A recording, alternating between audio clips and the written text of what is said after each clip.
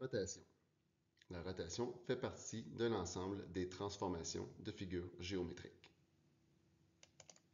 Dans une rotation, il y a toujours une figure initiale, une flèche de rotation et un centre de rotation. Le centre, c'est le point autour duquel on va tourner. La flèche de rotation va indiquer le sens de la rotation, soit horaire ou anti-horaire. Autrement dit, si je tourne dans le sens des aiguilles d'une montre, je tourne dans le sens horaire, et si je tourne dans le sens contraire des aiguilles d'une montre, je tourne anti-horaire. On ne fait pas de rotation vers la gauche ou vers la droite, mais plutôt dans le sens des aiguilles d'une montre ou dans le sens contraire des aiguilles d'une montre. La flèche va aussi indiquer la distance de rotation, et la distance de rotation s'exprime sous la forme d'un angle.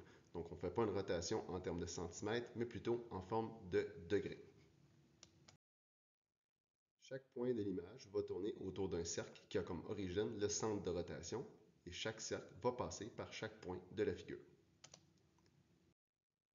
La flèche de rotation va indiquer l'angle de rotation qu'on va former par deux segments qui partent du centre. Un segment qui part du centre et qui va toucher au bout de la flèche, et l'autre segment qui va passer du centre vers l'extrémité de la flèche. La flèche de rotation sert uniquement à définir l'angle et le sens de la rotation. Une fois que les deux segments sont tracés, la flèche de rotation n'est plus nécessaire. Déplacement qui correspond à l'arc de cercle tracé sur le cercle correspondant.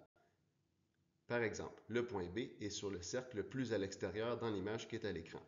Si on regarde à droite, vous voyez l'arc de cercle à l'extérieur qui est en ligne bleue continue.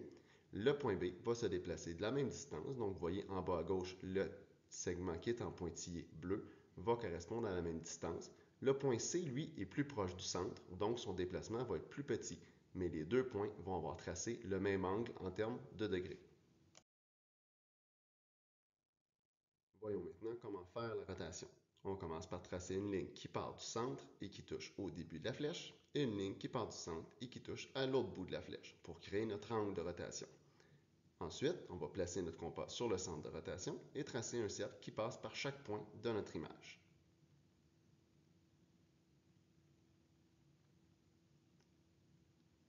On va ensuite mesurer l'arc de cercle à l'intérieur de deux lignes pour chaque point et venir déplacer le point sur ce cercle pour marquer le nouvel emplacement.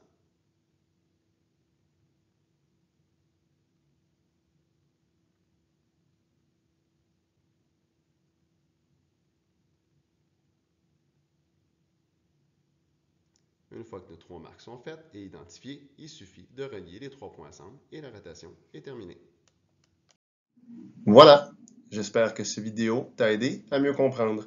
N'hésite pas à consulter les autres vidéos sur la chaîne au besoin. À la prochaine!